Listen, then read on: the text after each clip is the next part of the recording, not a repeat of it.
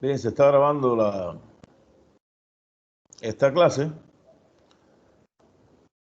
decía, referida al marco referencial en general o el llamado marco teórico de la investigación, que de una u otra manera incluye el marco teórico, puramente dicho, o propiamente dicho, el marco conceptual y el marco histórico. Voy a compartir pantalla.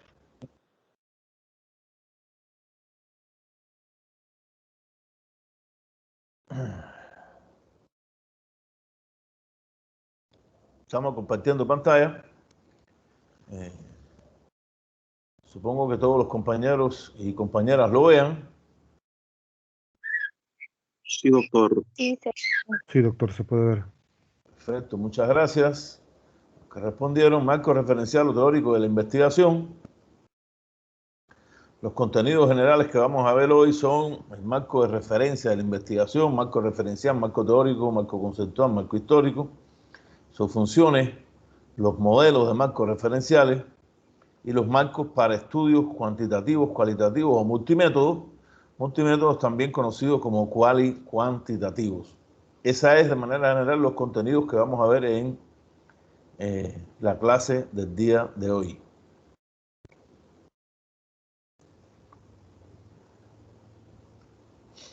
¿Qué cosa es el marco referencial? O sea, ¿qué cosa es el marco de referencia? Explicado de manera general, para que ustedes lo tengan en cuenta. Sobre todo, recuerden que ya están en la parte que tiene que ver con estos marcos, que va a constituir el próximo avance de investigación. O sea, los marcos de referencia teórico, conceptual e histórico. Y si avanzan más, algunos equipos avanzan más, también avanzaremos ya en el tema de recogida de la información. Eso está de acuerdo a cómo vayan los diferentes grupos. Pero esto es lo principal que, digamos, estamos viendo por lo menos por el momento. Marco de referencia es la fundamentación teórica de la investigación.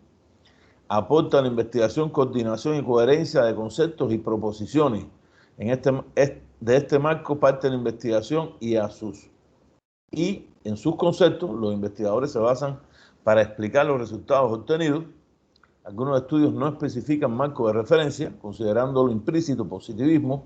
Eso lo vamos a ver después, pero es conveniente explicitarlo para evitar ambigüedades. ¿Qué quiere decir esto?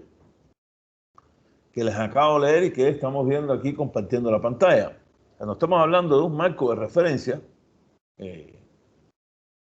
a veces se confunde y ese marco de referencia que incluye un marco teórico, un marco conceptual y marco histórico, se empiezan a poner los conceptos y sus definiciones de esos conceptos, cuando en realidad, si vamos a ver que ese marco es un marco referencial de una u otra manera y va a fundamentar teóricamente la investigación que se está haciendo, hay que, primero desde el punto de vista, yo diría, o por lo menos apuntar metodológicamente qué es lo que se está haciendo. O sea, esto es una investigación de tipo cualitativa, esto es una investigación que la muestra es de tantas personas, esto es una investigación que las técnicas empleadas fueron tales técnicas en recogida de la información, ¿no? Son partes que incluyen marco teórico y a la vez es importante señalar que aquí hay que señalar las principales teorías, y cuando uno habla de las principales teorías ya anteriormente realizadas, o ya hechas, porque aquí no vamos a descubrir realmente teoría, sino vamos, en último caso, a fundamentar teorías ya establecidas, hay que señalar cuáles son esas teorías, ¿no? Si se va a hablar, me viene a la mente el ejemplo del tema del COVID-19, se va a hacer una fundamentación teórica del COVID-19, que es decir, dónde nació el COVID-19, cuáles son sus principales cepas, quiénes son los principales investigadores que empezaron a analizar el tema. Eso está realmente en la bibliografía, aunque les parezca a lo mejor algo denso, pero está en la bibliografía y yo creería que estaba en la bibliografía de una manera bien sencilla. Ustedes lo ponen en el Google y aparece una cantidad de información de eso. Incluso los principales investigadores, las principales, digamos, muchas veces farmacéuticas o centros de investigación que están relacionando con el tema. Toda esa teoría va ahí y eso es lo que ustedes tienen que buscar. Ustedes, alguien va a hacer el trabajo que está relacionado con el feminicidio y teóricamente tiene que decirnos qué cosa es el feminicidio. O sea, esa definición de ese concepto, cómo nació, quiénes fueron los que la definieron, cuáles son las principales bibliografías a nivel internacional que aplican al tema del feminicidio y la principal bibliografía que está relacionada también con El Salvador, o sea, investigaciones que se hayan hecho en El Salvador, porque lógicamente estamos haciendo investigaciones en El Salvador y aunque hay una fundamentación teórica, yo diría de manera general, o sea, a nivel planetario, el feminicidio se va a manifestar en los diferentes países, a lo mejor de manera similar, pero no de manera igual. Y por eso entonces hay que señalar investigaciones que se hayan hecho en El Salvador. Esto es importante tenerlo en cuenta. Por eso este marco, yo diría que de una u otra manera guía en este proceso de investigación, marco que a la vez sale de esa propia relación entre el problema y la hipótesis, porque el problema y la hipótesis formados por variables, formados a la vez por conceptos y a la vez formados por conceptos que tienen diferentes dimensiones, de donde salen los objetivos, son los que nos sirven para armar, se me fue el cubano, armar el marco de referencia teórico, conceptual e histórico, que como sabemos muchas veces tiene un carácter, eh, digamos, a veces puramente teórico, valga la redundancia, a veces demasiado grande en las investigaciones que hacemos, muchas veces juntos, los tres marcos. Yo, de manera flexible, siempre le he dicho que esto se puede poner juntos o separados, pero lo que tiene que estar es la información.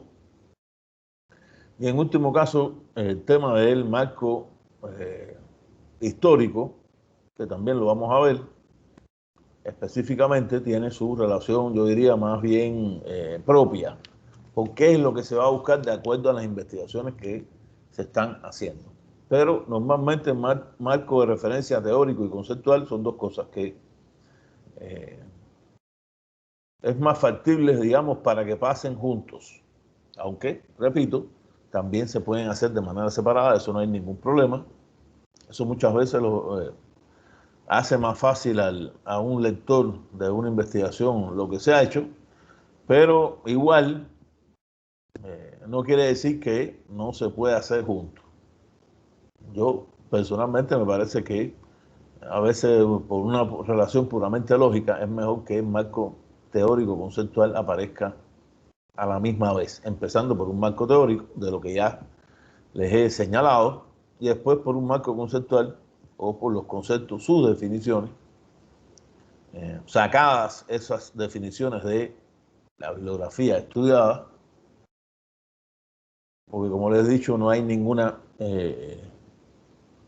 definición que vayamos a hacer aquí como una definición nueva, sino que son las definiciones que están, por lo tanto deben ser citadas y que de manera personal, como experiencia, yo normalmente, por lo menos en las definiciones de conceptos fundamentales, si hay más de una y esas definiciones son encontradas, o sea, pueden responder a diferentes escuelas teóricas o ideológicas de pensamiento, yo tengo la tendencia de poner más de una definición. Esto lo dice fulano de tal, esto lo dijo menganito de tal, citado, repito, pero a la vez dejando en claro que como equipo, como autor o como autores, la que nos va a guiar como fundamento teórico es o una o la otra. pero poniendo las dos. Estos son, digamos que, ejemplos que en posteriores clases yo se los voy a poner. Aquí hay, ustedes ven, o sea, los positivistas tienen la tendencia de no hacer muchas veces marco de referencia. Yo realmente creo, no es porque no sea un positivista, yo creo que es una de las limitaciones que a la vez pueden tener. Esta imagen se los pongo aquí, yo creo que es bien importante. Fíjense que el marco histórico tiene marco legal. Los compañeros de derecho que están haciendo sus investigaciones, los equipos de derecho, como son de derecho, de manera obligada tienen que tener un marco legal en las investigaciones que están haciendo. Y por supuesto, otros equipos que no pueden necesariamente ser de derecho, pero que podrían utilizar el marco legal de acuerdo a sus investigaciones, porque a lo mejor sus investigaciones tienen que ver con las leyes de El Salvador, con la aplicación de alguna ley, algún código, y entonces relacionado con eso sería bueno que también pongan su marco legal. Repito, esto no es de manera obligada, pero no así para los equipos de investigación, pero sí para derecho. Todos los equipos de derecho tienen que tener su marco legal, que es un marco teórico conceptual, un marco histórico y un marco legal. En ese orden debía ser, aunque igual matemáticamente, si el orden de los factores no altera el producto, yo creería que en nuestra lógica no debe afectarlo. No debe, aunque a veces por un problema lógico puede traernos dificultades, como es el caso de que normalmente ocurre, de poner los objetivos después del problema y el enunciado del problema, entonces después poner la hipótesis. Entonces casi siempre la hipótesis no está respondiendo al enunciado del problema, cosa que nos ha ocurrido aquí en los grupos de investigación. Les leo. Un marco teórico consiste en presentar las investigaciones recientes con sus teorías y conclusiones, así como la postura del investigador respecto a la información revisada. El investigador o de los investigadores, en el caso de ustedes, los equipos de investigación, solamente hay una compañera que está haciendo la investigación sola. Todos los demás están trabajando como equipo.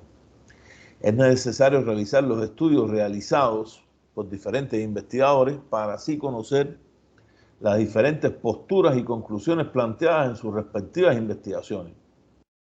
La revisión de la literatura incluye el compendio de artículos, libros y otros documentos que describen el estado actual del tema a investigar, que muchas veces aparece como, o se pone como estado del arte. A mí personalmente no me gusta, pero igual, como aparece así, incluso en la bibliografía, pues muchas bibliografías, aunque yo creería que a tenor de los últimos tiempos eso más o menos ha cambiado y lo que se plantea es el estado de las investigaciones de un objeto de estudio determinado, pero puede aparecer de esa manera. Y nos ayuda a documentar cómo nuestra investigación agrega valor a lo ya conocido, sobre todo teniendo en cuenta que las investigaciones siempre tienen que hacer un aporte, buscar nuevos hallazgos, teniendo en cuenta que a la vez esa es la única manera que hace que las investigaciones sean realmente pertinentes, porque no vamos a hacer una investigación que ya se haya hecho y que tengamos casi la seguridad o la certeza de que los resultados van a ser los mismos. Aunque yo siempre he pensado que incluso investigaciones sobre un mismo tema en un mismo lugar, a veces solamente en un marco temporal, puede hacerle un cambio drástico.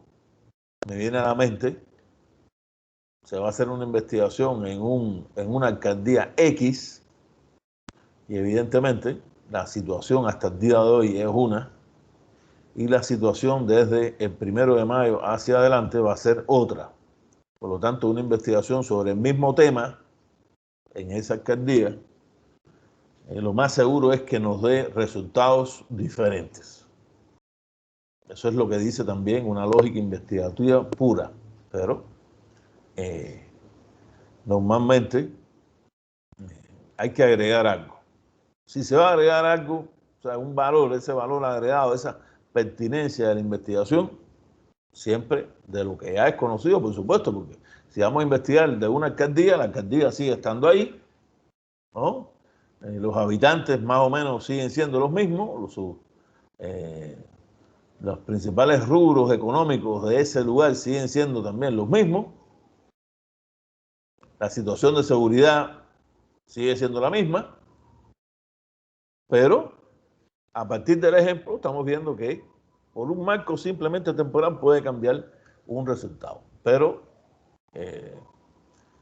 yo personalmente creo que lo que hemos estado realizando, o sea, los trabajos que están realizando ustedes son trabajos que siempre van a tener algo novedoso, son trabajos en territorio, son trabajos que mínimamente se están realizando en momentos que no son los momentos normales en el desarrollo del mundo, ni siquiera en El Salvador, por el tema de la pandemia. Por lo tanto, siempre van a haber variaciones que es importante recoger en cualquier investigación.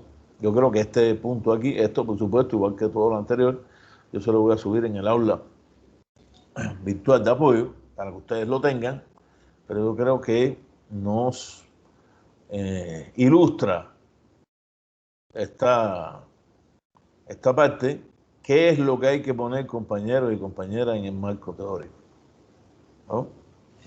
Nos ilustra sobre eso. En esta parte solamente yo agregaría lo que les dije anteriormente, ver también la metodología, poner la muestra, las técnicas que se van a emplear, en las cuales ustedes, a partir del inicio de las investigaciones, ya más o menos empiezan a tener una idea. Esto, por supuesto, no quiere decir que sea algo dogmático. Mañana se aplican esas técnicas de investigación y se hacen entrevistas, cuestionarios, y después los resultados pueden hacer que haya que, digamos, mover ese marco teórico, hacerle algún tipo de adaptación. Eso es lo que siempre creo yo relacionado a la flexibilidad en las investigaciones. No hay problema en ese sentido, pero por supuesto también sería incluido en este marco teórico. Ya seguir corriendo la lámina.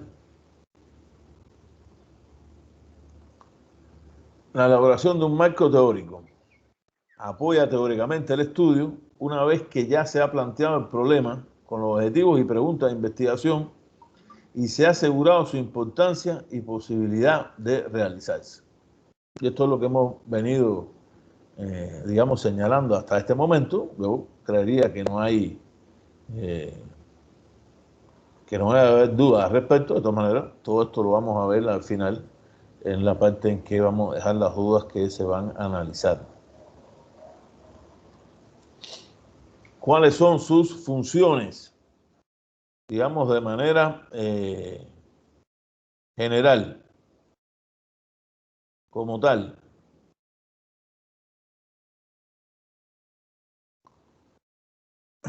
Ayuda a prevenir errores que se han cometido previamente. 1. Orienta sobre cómo tiene que realizarse el estudio. 2.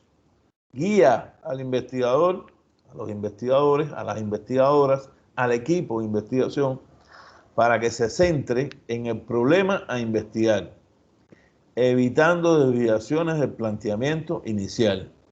Documenta la necesidad de realizar el estudio, conduce a las hipótesis que más tarde se intentarán probar, aporta nuevas líneas de investigación, provee de un marco para interpretar los resultados.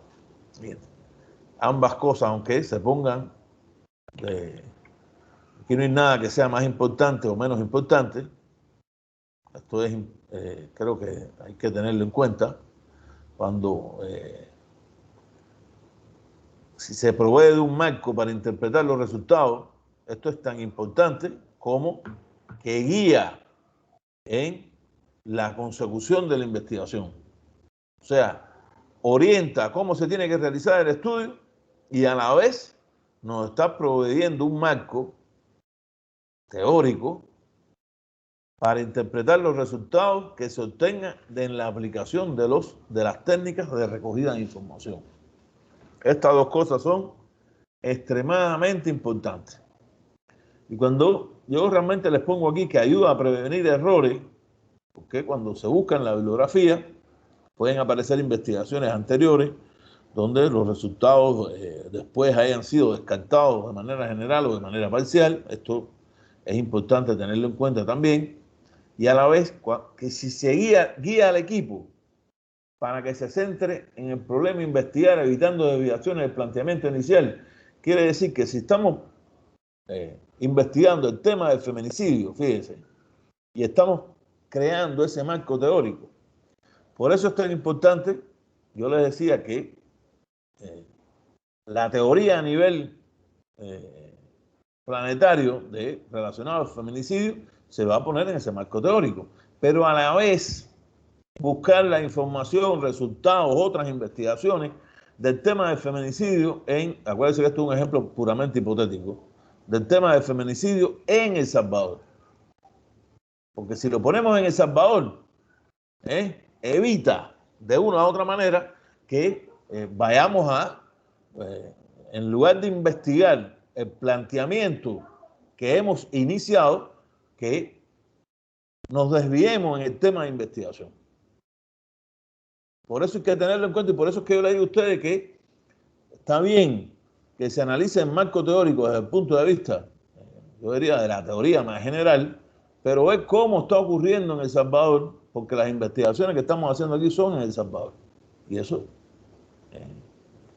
digamos que es como si nos pusieran una calle, por la calle que nosotros debemos seguir el camino de esa investigación, para no salirnos de la calle o para no irnos en la calle para otro lugar donde no debemos ir. Eso es lo que de una u otra manera les quiero decir en esta parte.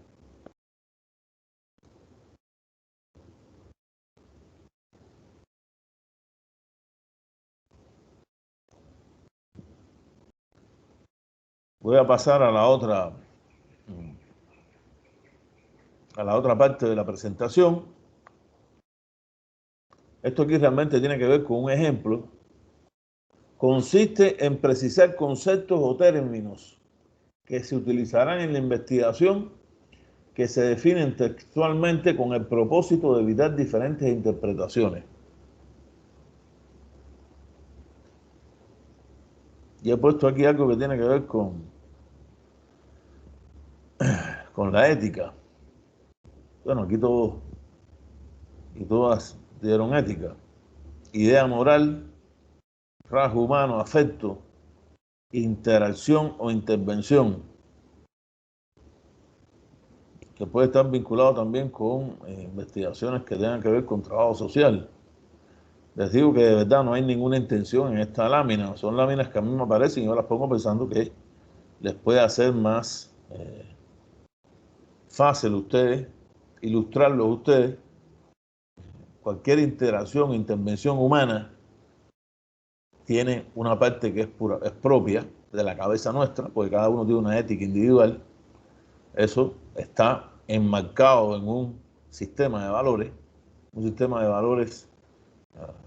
que muchas veces se conforma en un sistema moral donde los rasgos humanos, posiblemente afectivos, teniendo en cuenta los sentimientos, son los que más vamos o más necesitemos definir en una investigación donde estas definiciones de conceptos puedan aparecer.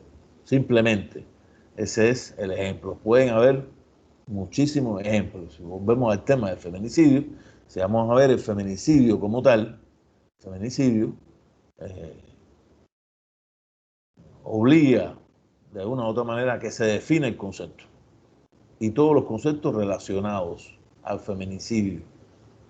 Ya puede ser, a lo mejor, se relaciona al feminicidio, es una forma de homicidio, pero homicidio habría también que definirlo como tal. Y otros conceptos que se relacionan con ese concepto que puede ser el fundamental. Paso a la otra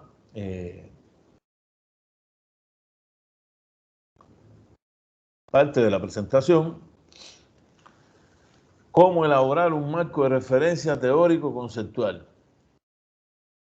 He puesto aquí, es necesario analizar y exponer los enfoques teóricos e investigaciones previas en los que se sustentará el estudio que se va a desarrollar. Creo que es importante tener en cuenta lo otro. Aquí esto igual me apareció en la presentación, a mí me parece, Rivera García, un investigador español, creo que argentino español, tiene esta frase: cada investigación toma en cuenta el conocimiento previamente construido, por lo que cada investigación se apropia de parte de la estructura teórica ya existente. Si uno lee esto, incluso le puede sonar algo así como, bueno, se está plagiando, se está tomando, pero realmente no es así. ¿Por qué? Porque se va a citar. Por eso es tan importante las citas. Se va a citar lo que saquemos de cualquier investigación anterior o de cualquier resultado. Y citándolo, o sea, que es lo mismo que dándole crédito a las investigaciones,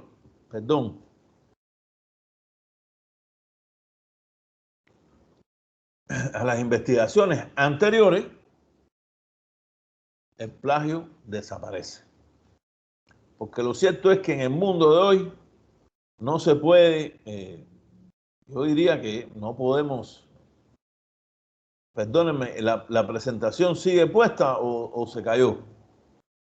Pregunto, ¿o la están viendo? Sigue. Se está viendo. Sigue la pantalla. Se está viendo.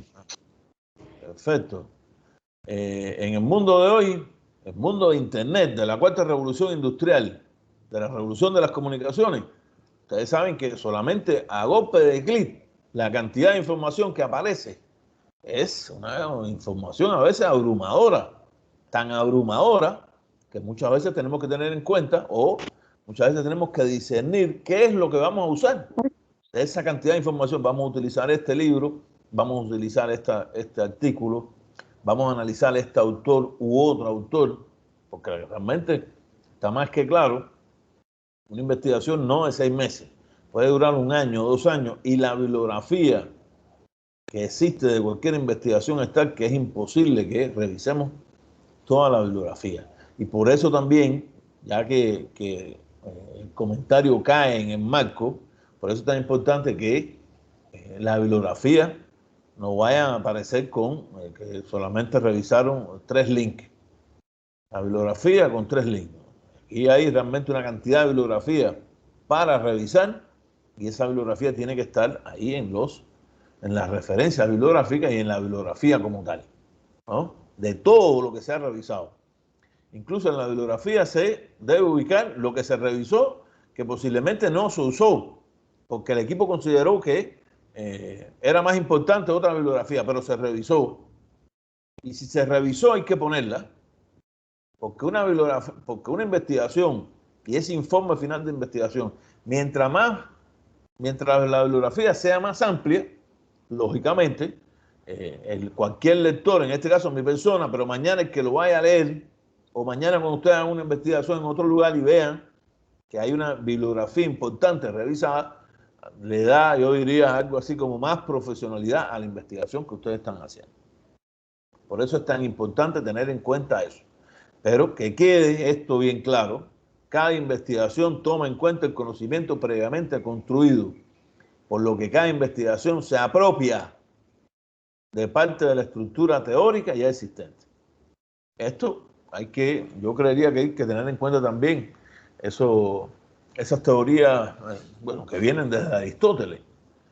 Realmente, el conocimiento humano es un conocimiento acumulativo por miles de años desde el nacimiento de la escritura, allá en Sumeria, o la escritura elamita en Irán, que son las dos primeras escrituras conocidas en la historia. Ese conocimiento acumulado ha ido acumulando y acumulando y acumulando hasta nuestros días. Lo que pasa es que en los últimos, digamos, 200 años, siglo XIX, siglo XX, e incluso los últimos, digamos, 30 años, desde 1990 hasta hoy, la cantidad de información acumulada es tal en el desarrollo humano por el propio desarrollo de las comunicaciones y esas bases de datos infinitas que están en esa inmensa nube que al final son máquinas, que a veces me dicen nube, no, son máquinas, muchas veces supercomputadoras, una al lado de la otra, con muchas supercomputadoras conectadas, donde se agrupa esa cantidad de información que a la vez tiene el peligro, por supuesto, de que ojalá no pasara, por supuesto, si ocurriera una catástrofe en la humanidad, donde se retrocediera en el desarrollo tecnológico, esa información, o una parte importante de esa información desaparecería, no la que está en los libros, porque la información que está en los libros está ahí, ¿no? Y de alguna u otra manera, si tecnológicamente ocurriera algo, todavía quedaría una parte. Yo creería que ahora, desgraciadamente, es cada vez menos. Ya se imprimen menos libros, se leen menos libros también. O sea, desde el punto de vista escrito, desgraciadamente, también se leen menos libros por la humanidad, o sea, por nosotros, que somos los que tenemos que leer el libro donde está el conocimiento, y se ven otras cosas que no tienen nada que ver absolutamente con el conocimiento, que lo que hacen es desinformar, engañar, etcétera, etcétera. Pero bueno, no vamos a caer en el tema ese. Lo cierto es que ahí está la información. Y como ahí está la información, esa es la información que hay que buscar. Y ningún equipo puede llegar con una bibliografía que tenga 5 libros, 10 libros. Yo creería que bibliográficamente la revisión que ustedes están haciendo tiene que tener por lo menos 20 libros. 20 libros, artículos, sitios web, lo que sea, pero por lo menos 20, creería yo, porque hay tiempo para hacerlo y se está trabajando en equipo, y hay equipos, por cierto, bien grandes. Por lo tanto, más razón para que se dividan el trabajo y cada uno de ese equipo empiece a revisar bibliografía, ¿no? Una computadora o en su smartphone, que al final es una computadora chiquitica, pero donde se revisa la bibliografía igual. Se busca en Google y ahí sale la información. Claro, es mejor verla en una computadora, ¿no? Pero bueno, quien no pueda, quien tenga un tipo de limitación tecnológica por problemas económicos, lo cual yo sé que eso ocurre, desgraciadamente, porque los derechos humanos de cuarta generación hoy en este mundo, el derecho al internet tiene que ser gratis y el derecho a tener un equipo tecnológico debe ser también gratis para todos y todas en este planeta, para que todos tengamos el mismo acceso a la información. Pero bueno, esas son cosas que, o batallas que se empiezan, y yo siempre pensando positivamente, son batallas que se empiezan, pero son batallas que de una u otra manera como seres humanos la vamos a triunfar. ¿Cómo elaborar un marco de referencia? Un marco de referencia de manera general, fíjense. Primer paso, revisión de la literatura. Buscar bibliografía que pueda ser útil en la investigación que se va a desarrollar y donde extraer información relevante. Y yo le pongo relevante en el sentido de que tenga que ver con la investigación que estamos haciendo y, por supuesto, en el sentido de que ustedes puedan discernir qué es lo que más les sirve y qué es lo que menos les sirve. Por esta misma razón de la cantidad de bibliografía que existe y que en realidad es prácticamente imposible revisarla toda. Debe ser selectiva, fuentes primarias, secundarias y terciarias. Las fuentes primarias A veces no existen fuentes primarias, pero bueno, a veces también sí existen fuentes primarias. Si derecho está haciendo una investigación, ¿cuáles serían las fuentes primarias del derecho? Los códigos, la constitución, las leyes, esas son las fuentes primarias. ¿Cuáles serían las fuentes secundarias? Los que han hecho investigaciones que analizan esas fuentes primarias, ¿no? ¿Y cuáles son las fuentes terciarias? Los que utilizan investigaciones que anteriormente se hicieron. Esa es la línea de qué cosa es una fuente primaria, una fuente secundaria y una fuente terciaria. Por supuesto, siempre lo bueno sería que hubiesen fuentes primarias, pero lo bueno a veces no es lo absoluto ni es lo que es posible. A veces no hay fuentes primarias para hacerlo. No, si no hay fuentes primarias, ni modo. Ahora, ¿qué cosa sí es primario en lo que ustedes están haciendo? Es que ustedes van a pasar una técnica, o van a utilizar una técnica, un cuestionario o van a hacer entrevistas, y esa información es una información que ustedes están obteniendo de manera primaria con actores clave o con la muestra que se haya encuestado. Y eso de una u otra manera es información primaria, que es una información que ustedes van a analizar. Por lo tanto, siempre va a haber la posibilidad, yo creería también, desde el punto de vista de originalidad, de tener cosas que otras investigaciones no han visto. Las fases como tal se podrían dividir en este sentido: revisión, detección, consulta, recopilación y construcción del marco teórico, que es lo que ustedes deben hacer. Pero revisión de información están haciéndolo desde el principio, por eso llegaron a un tema, o porque habían investigaciones anteriores, o porque participaron en investigaciones que se habían hecho con anterioridad. Esa se consulta por el equipo, se consulta esa bibliografía, al final se recopila qué es lo que sí sirve y se desecha lo que no nos sirve, aunque lo que no nos sirve, como dije anteriormente, se pone en la bibliografía y se construye el marco teórico, que es simplemente pasar a copiar y pegar muchas veces, decidiendo al final cuál es la definición fundamental, pero que el copiar y pegar, igual como dije, termina en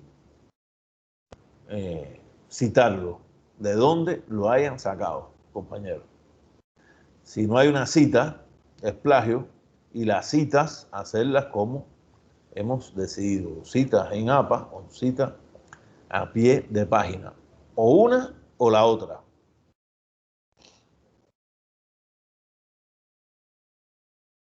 El segundo paso, la adopción ya de una teoría como tal. Una teoría es la definición científica que intenta explicar el por qué, cómo y cuándo ocurre un fenómeno. Desde la rigurosidad, yo le agregaría desde la rigurosidad científica. Sus funciones son explicar el fenómeno, predecirlo y sistematizar el conocimiento. De entre todas las perspectivas teóricas de referencia, el autor debe posicionarse en una de ellas que le guíe y dirija la investigación. Una. Puede ser más de una. Podrían ser incluso varias, pero relacionadas. Pero yo creería que en el marco de las investigaciones que estamos haciendo y de los límites temporales que tiene en esta cátedra, lo importante sería posicionarse en una.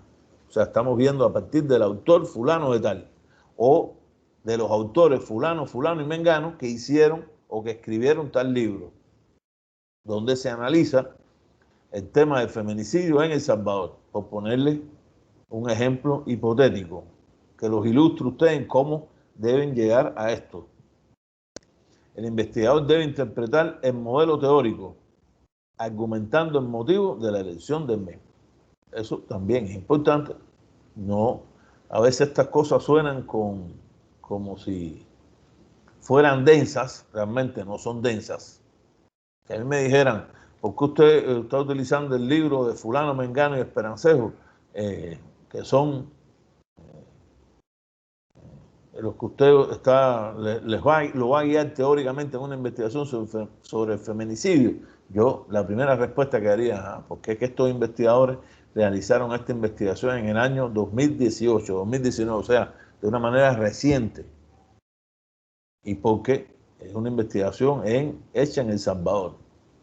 Estos investigadores antes ya habían investigado sobre el mismo tema y tienen otros libros como este anteriores que preceden a este último libro que hicieron, donde ellos defienden tal teoría sobre el tema del feminicidio en El Salvador. Y esa explicación realmente, compañeras y compañeros, a mí me parece bien sencilla, o sea, es fácil.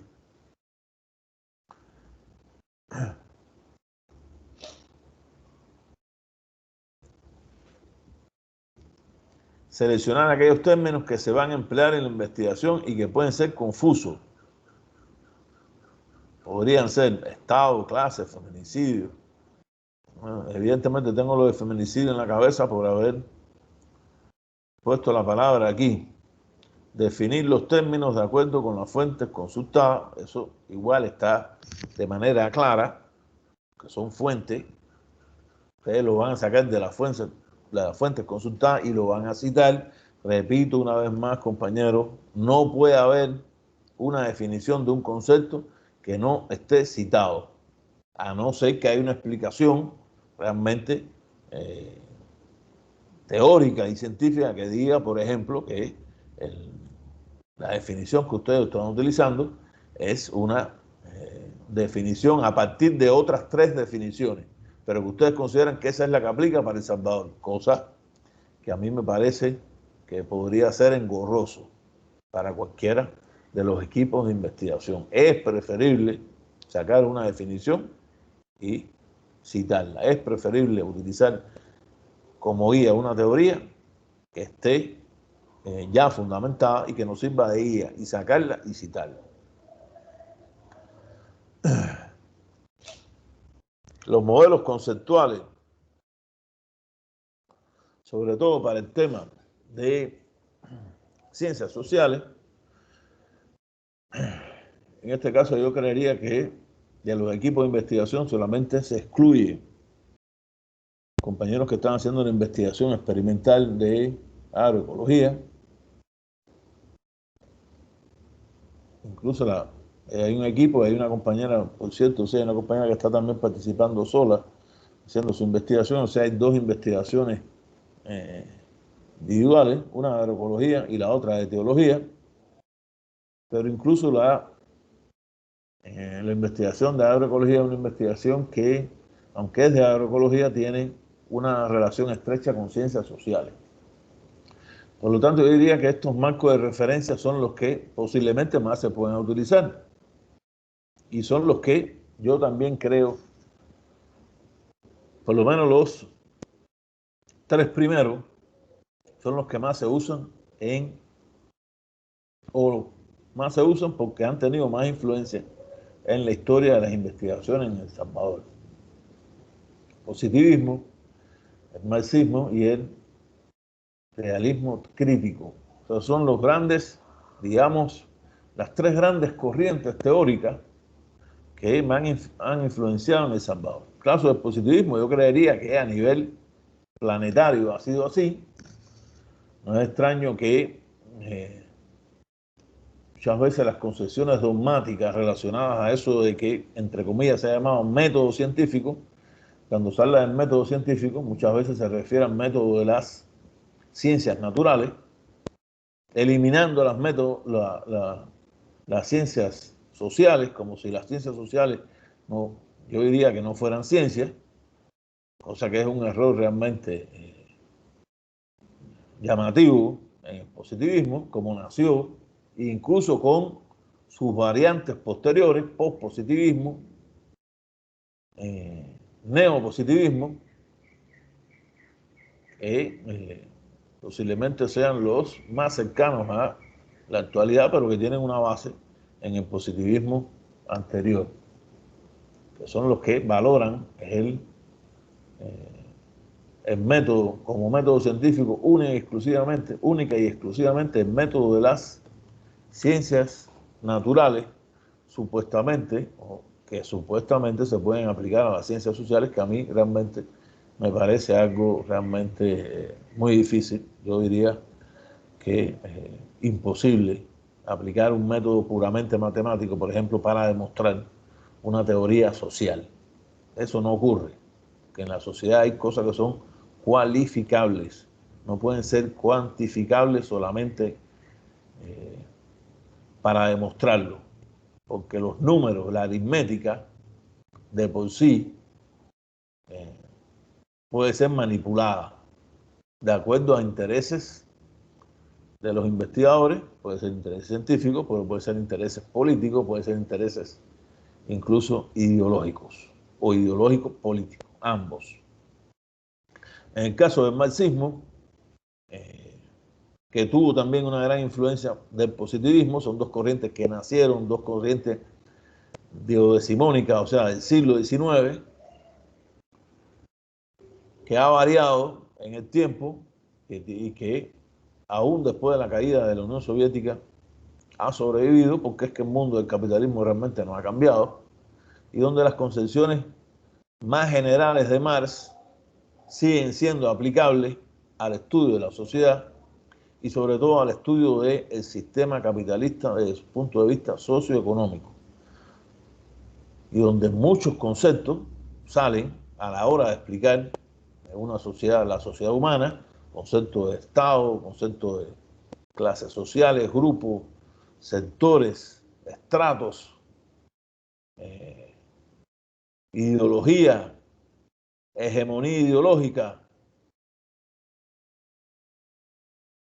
Y no es extraño que hoy día muchos de los más leídos y que han tenido una influencia y que siguen teniendo una influencia muy destacada en el estudio de la sociedad sean personas que de una u otra manera han sido influenciados por el marxismo, incluso fueron marxistas, después se declararon o no declararon qué cosa eran. Yo siempre he creído que eran los marxistas después del siglo XX, incluso los del siglo XXI. Me viene a la mente en los seguidores de esa corriente, Gramsci, Althusser, por supuesto Bauman, y lo más cercano al mundo de hoy, yo en habla castellana, me viene a la mente la figura de Manuel Castells, que es el actual ministro de Universidades del gobierno de el PSOE Unidas Podemos en el Reino de España, y que él mismo ha planteado que él tiene en su formación una base puramente marxista y que es el que más ha estudiado el tema de las redes sociales, la influencia de las redes sociales en la sociedad actual. Igual que Bauman, ya muerto hace poco, la famosa sociedad líquida y el cambio de la modernidad racional a la posmodernidad, yo diría sentimental, donde ese mundo sólido de concepto fijo ha realmente desaparecido y donde a la vez entonces caemos en una de las figuras posiblemente más controvertidas de la historia de la investigación o del conocimiento humano, que es la figura de Otto von Hayek y la llamada o su llamada teoría de los fenómenos complejos, que es una teoría que en los momentos más actuales tiene una influencia, yo creería, trascendental a la hora de analizar la sociedad e incluso a la hora de predecir, o sea, desde el punto de vista predictivo de qué es lo que va a pasar, que para muchos es criticado por considerar que es especulativo, pero que yo personalmente creo, Hayek, que ha sido vilipendiado tanto por la derecha como por la izquierda, esa derecha e izquierda que a veces no se sabe qué cosa es, no se sabe si es ni derecha ni izquierda, pero bueno, así es como se sigue llamando, por haber sido nacido como un marxista después de haberse transformado a partir de su relación con von Mises y después haber negado cualquier tipo de participación suya en los modelos neoliberales, a pesar de que se le achaca por la izquierda intelectual, muchas veces la izquierda orgánica o los intelectuales orgánicos, de la izquierda ser el padre ideológico del neoliberalismo. Él realmente lo negó de manera rotunda, pero llegó finalmente a esa famosa teoría de los fenómenos complejos, que yo creo que es algo que es necesario analizar en el mundo de hoy por cualquiera que investigue, porque los fenómenos sociales son fenómenos complejos, extremadamente complejos, y cualquier variable distinta en un fenómeno hace que sus resultados o los resultados de una investigación sean totalmente distintos. Por eso la pongo aquí. Tiene mucha influencia realmente en Europa, en los Estados Unidos, menos en América Latina, menos incluso en El Salvador, pero yo creo que es importante que como ejemplos de esos modelos conceptuales, pues cuando ustedes vayan a sacar un modelo conceptual, viene de alguna de esas corrientes. Algunas de esas corrientes estamos promoviendo una definición de conceptos X, y por eso la he incluido en esta presentación. A partir de estos modelos se puede derivar teorías o conjeturas que el investigador puede poner a prueba con hipótesis. Las hipótesis son predicciones sobre la forma en que se relacionan las variables. Ya eso nosotros lo hemos estudiado varias veces, se ha examinado. Posiblemente tenga que volverlo a poner como trabajo, porque es necesario de que ustedes lo consoliden en sus mentes como personas individuales y como equipo. Y por eso se los pongo aquí en esas predicciones que al final son simplemente las posibles o las posibles respuestas a el o los enunciados de investigación.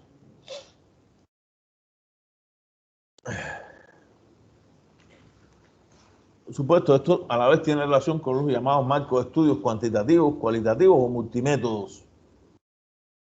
Que esto es parte, recuérdense de ese marco teórico. En el marco teórico ustedes tienen que decir también si la investigación es cualitativa, es cuantitativa, o es cual y cuantitativa, o multimétodo, que es como, yo diría, de manera actual más se conoce. A pesar de que, como les he dicho, hay muchas escuelas que plantean que no es posible hacerlo. O sea, que hay investigaciones cuantitativas o cualitativas que no se pueden mezclar una a otra. Yo realmente creo que eso es dogmático, no flexible y no necesariamente aplicable. En estudios cuantitativos muchas veces no se explica, cosa que yo creo que está mal, pero bueno, así es como se hace. Simplemente se demuestra con un resultado numérico, casi siempre porcentual, la veracidad o no de una hipótesis o de parte de una hipótesis. Y esto tiene una influencia, en el caso de El Salvador, extrema por el positivismo, por la influencia que ha tenido el positivismo en El Salvador. Lo que para los positivistas lo que importa es medir, cuantificar. El observador debe abstraerse totalmente de su subjetividad bajo la exigencia de una neutralidad propia de este enfoque, cosa que desde mi punto de vista es imposible, porque nadie se abstrae totalmente de algo, porque todos somos seres subjetivos, todos tenemos un pensamiento propio, individual. Por lo tanto, la neutralidad es, entre comillas, desde mi punto de vista, no existe. Siempre se toma una posición por una cosa o por otra. Y los que dicen que no toman posición, esa es la posición que han tomado, que supuestamente no toman posición. Su posición es que no aceptan nada o que no están de acuerdo con nada, o que si hay algún tipo de error después, ellos no son los culpables. Por lo tanto, yo personalmente creo que es muchas veces irrelevante. Y a través de medir una serie de repeticiones se llama a plantear las hipótesis y formular la teoría. En este sentido, las repeticiones están casi siempre en las investigaciones hipotéticas inductivas, que hay muchas investigaciones hipotéticas inductivas en el sentido de que las investigaciones se están haciendo en un territorio específico. San Luis de la Herradura, sigo con San Luis de la Herradura metida en mi mente, pero bueno, en los otros lugares también, perdónenme los otros equipos que ahora no me vienen a la mente, pero son investigaciones en lugares específicos, son investigaciones, digamos, particulares. Ahora, cuando los resultados de esas investigaciones particulares se repiten, evidentemente, entonces, se puede generalizar a partir de esas diferentes investigaciones e incluso generalizar resultados e incluso llegar a conformar teorías. Yo, en el caso de El Salvador, me parece que es muy posible, por ejemplo, si se va a analizar el tema de seguridad o seguridad e inseguridad en El Salvador, el tema de las maras o pandillas, se hace en diferentes territorios, posiblemente de un, por ejemplo, de un municipio específico, los resultados van a ser muy similares. Por lo tanto, esos resultados se pueden cada uno a la vez generalizarse y con eso se podría definir que la situación de seguridad en Morazán, esto es un ejemplo también hipotético, tiene estas características, 1, 2, 3, 4 y se van a enumerar.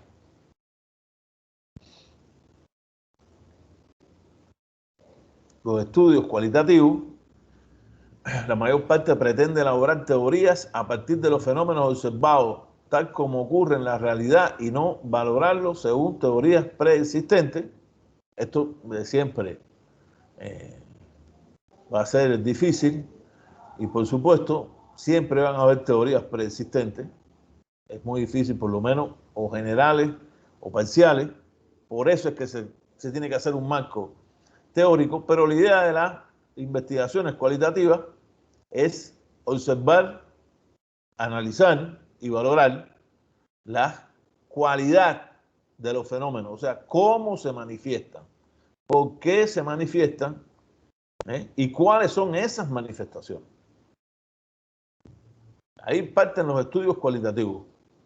En los estudios cualitativos no es tan necesario el unir el marco de referencia con los hallazgos encontrados, porque los hallazgos podían ser otros de acuerdo a la investigación que se está haciendo, puesto lo que se pretende precisamente con el estudio es generar teoría o simplemente comprender la realidad tal como la viven los estudios estudiados, viven los sujetos estudiados.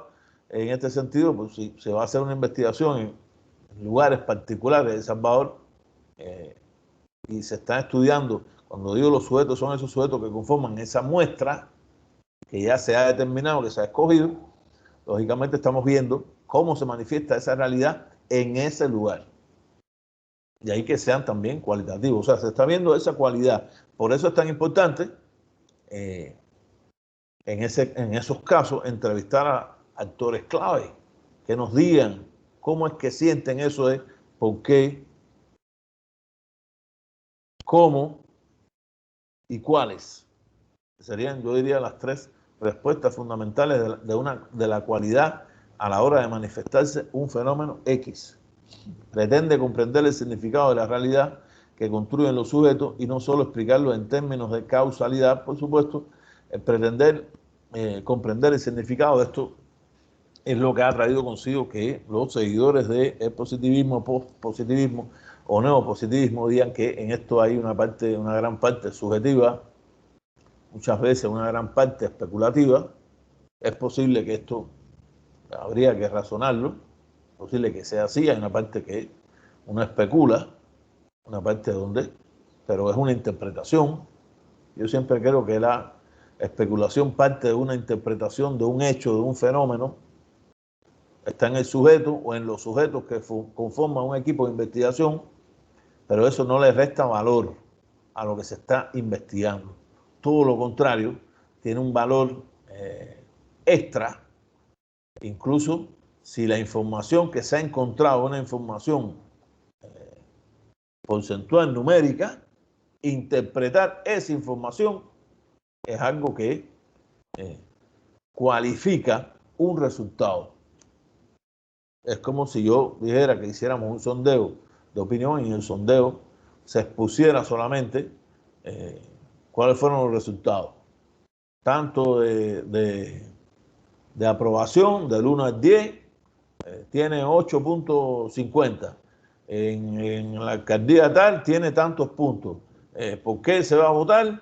Se va a votar nada porque por el Ejecutivo, por cosas de ese tipo, que quedan en una cifra. Si no se interpreta esa cifra, y hay una interpretación, siempre son los sujetos los que están interpretando, por lo tanto hay una subjetividad implícita, pero si no se interpreta no se cualifica, porque la interpretación es una explicación de lo que consideran los investigadores de por qué ese es el resultado. ¿Qué valdría con decir? No, eso demuestra que todo lo que está haciendo un gobierno X está bien, porque tiene tantos puntos. Quiere decir por qué es que eso está ocurriendo. Y eso está incluso a la hora de analizar el sondeo de opinión de manera completa. ¿Por qué? Porque la gente está votando en contra de los partidos. Estos son ejemplos hipotéticos, porque la gente ve que ha mejorado el tema económico, porque la gente le gusta que le hayan dado 3 paquetes y dinero. Esas son las explicaciones que hay que dar, ¿no? Porque las cosas no vienen del aire. No tendría sentido hacer un sondeo de opinión y que eso quede. Eso también es como pasarlo. No habría que hacer ni siquiera una encuesta, una presentación a la prensa, porque aparte de eso, hacer una presentación a la prensa lo primero que te va a preguntar es por qué creen los investigadores que ese es el resultado.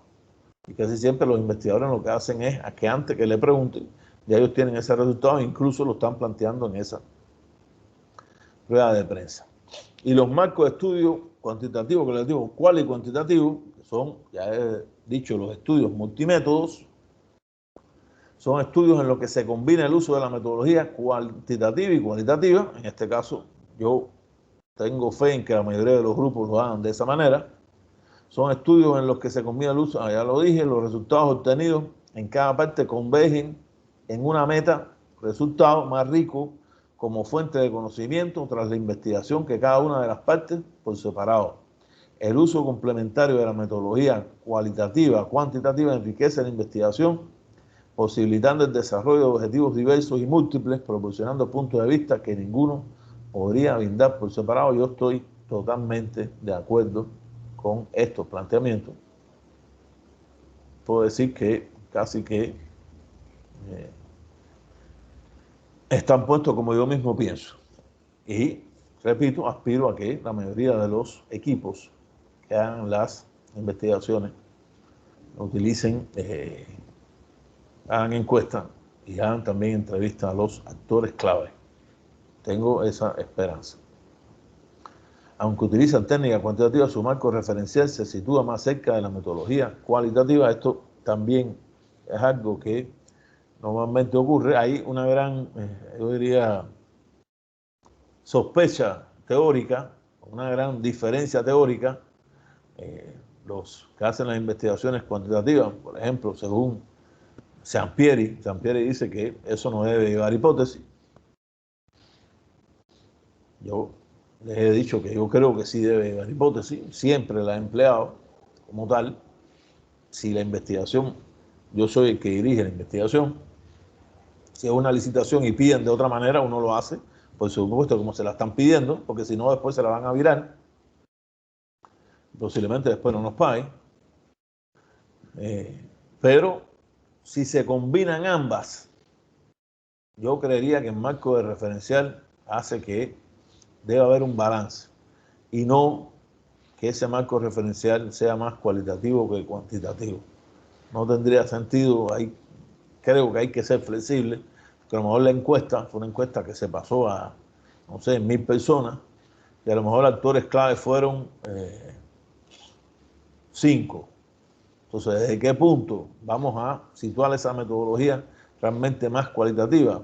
Repito, yo personalmente creo que debe haber un balance entre ambas. Y hasta aquí llega la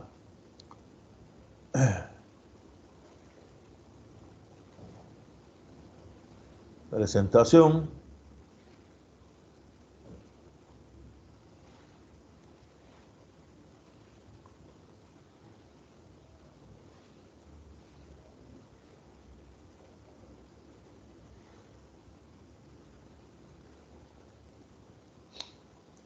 Compañeros que no han podido ver la presentación, esto después se analizará, o sea, estará en la nube. Por lo tanto, podrán verla.